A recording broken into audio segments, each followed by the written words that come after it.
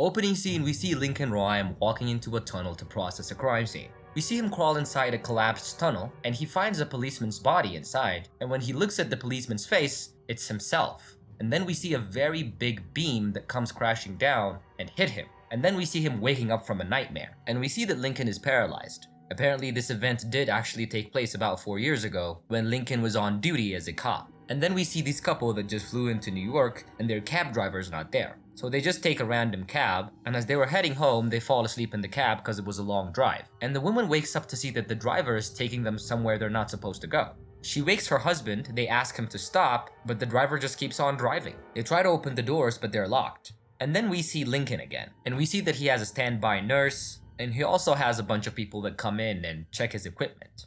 Lincoln is in a pretty dire condition. The accident that took place about 4 years ago has almost paralyzed him completely. He has state-of-the-art equipment that helps him adjust his bed and control his computer and stuff, but he's still in a very bad condition. He gets a visit from his friend Barry, who's a doctor, and Lincoln talks to him about his final transition. His final transition being that Lincoln wants to off himself. Because of his condition, he gets regular seizures, and any of these seizures could leave him in a very bad state. He could become a vegetable at any point, and he wants to die before that happens. His friend Barry doesn't want to do it, but Lincoln tells him that he'll do it with or without him. Lincoln's biggest fear is becoming a vegetable. And now we switch to another scene and we see the life of Amelia. Amelia is the daughter of a cop who offed himself, and she has commitment issues. That's demonstrated here with her boyfriend Steve. He tells her that he wants a commitment, she tells him, nah, I'm kinda married to my job. And Amelia is just a street cop, and she's actually filed out a transfer to work in youth services. And while having breakfast with her partner,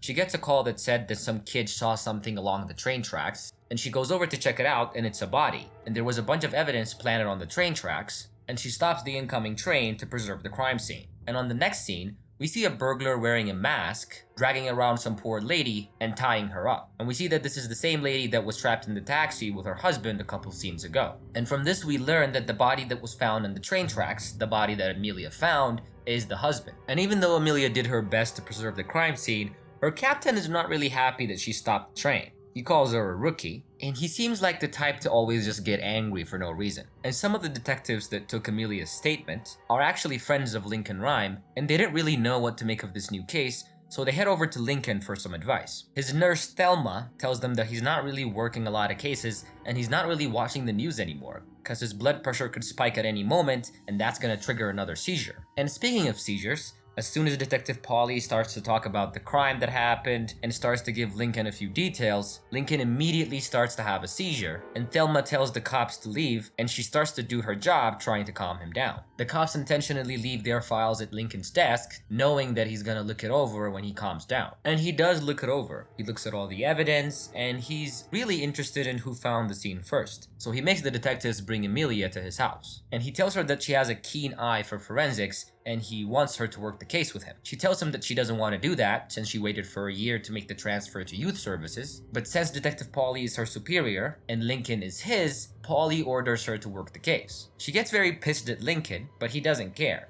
He's just very happy that she joined the team. And from the evidence that Amelia preserved, Lincoln figures out that the woman is actually alive and the killer will murder her at 4 o'clock. Since Detective Polly was in charge of this case, he figures that he needs Lincoln's advice and his brain, so they temporarily make Lincoln's house their base of operations. Their captain, Cheney, is a little pissed that he's not really in the loop, and nobody really likes him, and he makes a visit to Lincoln's house and tells him to keep him in the loop. Lincoln agrees to everything the captain says, and then the whole team starts working the case, and from all the evidence that they currently have, they figure out where the lady's hidden, and they try to get there before she gets killed. Lincoln tells Amelia to go with the team and do forensics work, because Lincoln believes she has really good instincts for forensics. They get there pretty late because of the New York traffic, and when I say pretty late, by the time that they get there, the lady's still alive, but they had to blow open a concrete wall to get to her, and the killer actually opens a bunch of steam pipes and fillets her to death before they do that. And now that she's dead, the police take their time blowing up the wall, and as soon as they do that, Amelia gets inside first, and Lincoln walks her through the crime scene and what to do. She describes the crime scene to him, about how the lady's tied up and stuff, and Lincoln tells her to saw off the lady's arm and take the handcuffs for evidence. But Amelia's never seen such a grotesque scene, and she's just a street cop. She's not really trained for any of this. So it becomes very difficult to her to cut off somebody's arm, and she starts to cry and she just leaves the crime scene. But before she left, she collected a bunch of evidence. And something that seems to be reoccurring at all these crime scenes is that all these victims were bludgeoned and a part of their body's bone was taken out. Just a tiny clean part. This lady that just died from the steam had a part of her forearm bone removed, and her husband, who was found on the train tracks, lost a part of his pinky. A couple days go by, and Amelia shuts herself off from the police department. She just kept drinking and sleeping because she couldn't bear to think about the crime scene she saw a couple days ago. Lincoln sends one of the detectives to get her. He tells her she did a good job, and maybe he asked too much with the sawing off a person's hand thing. And right then and there, they get another report saying that an NYU student was being forcibly taken and stuffed into a taxi cab. They spend all night on the evidence, and they see that the killer is actually giving them the evidence. He's planting evidence for the police to find. And Lincoln's team works as hard as possible, but when they finally get to the abducted NYU student, he's already dead. And these murders at this point have been attracting a lot of attention from the press, and Captain Cheney wants to take control and make sure that the public doesn't panic. And he does that by stepping on Lincoln's team and the rest of the detectives that were working with him. And from this latest crime scene, they find a bunch of evidence, but when they follow the trail, they just find a cab driver that was murdered. And Amelia takes a bunch of evidence from Cheney's room and she brings it to Lincoln. And as they were going through the evidence piece by piece, we see that the murderer has now kidnapped a little girl and an old man in his taxi cab again. And when a policeman stops him to inspect his cab, he shoots the police officer and drives off.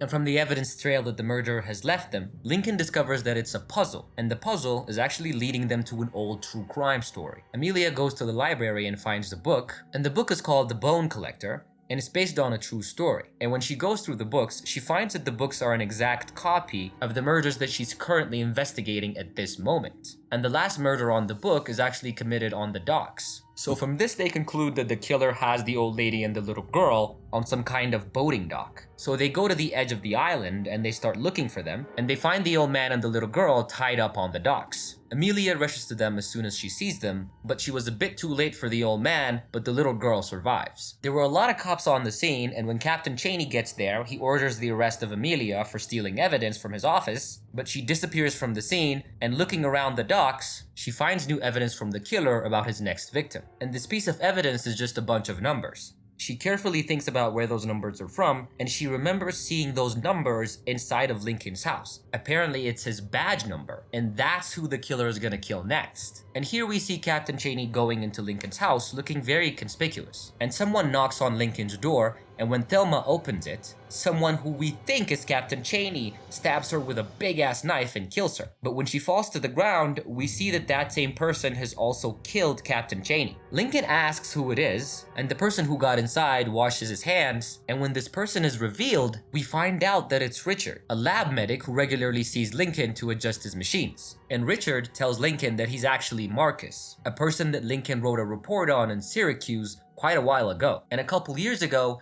Marcus was actually tampering with evidence, and Lincoln's report sent him to jail for about 6 years. And he was treated very badly in prison because he was a cop, and that's why he's back now to take his revenge on Lincoln. That's why he killed all these people. And he left a lot of evidence behind just to challenge Lincoln's brain and to let Lincoln know that he was just under his nose and Lincoln couldn't even see it. He tells him all this, and then he starts to mess with his machine. Lincoln's machine is his life support. If the machine is turned off or tampered with, he'll have a stroke and he'll go into a vegetative state. And just as Richard, aka Marcus, was turning off his machines and dislocating all the cables, Lincoln uses his bed control and jams his hand between the electronic bed. Richard manages to get his hand out, and he pulls Lincoln off his bed, and as Richard was taunting him with a knife, telling him that he's gonna cut out his eye or cut off his tongue or something, Lincoln starts mumbling something. And when Richard gets close to listen, Lincoln bites Richard on the neck really hard. Richard manages to escape Lincoln again, and just as he was about to stab him and kill him, Amelia gets there in time and she shoots Richard. And on the very last scene, a couple weeks go by and it's Christmas. And we see that Lincoln survived, and the movie ends with him being surrounded by his loved ones and his family. Did you think that it was a good ending? And why did they have to kill Queen Latifah? I mean, she's such a good actress and she's very lovable. Come on. Did you feel bad that they killed off her character? Leave your comments in the comment section. Also, leave a like and subscribe to our channel. I will see you guys on the next recap. Bye.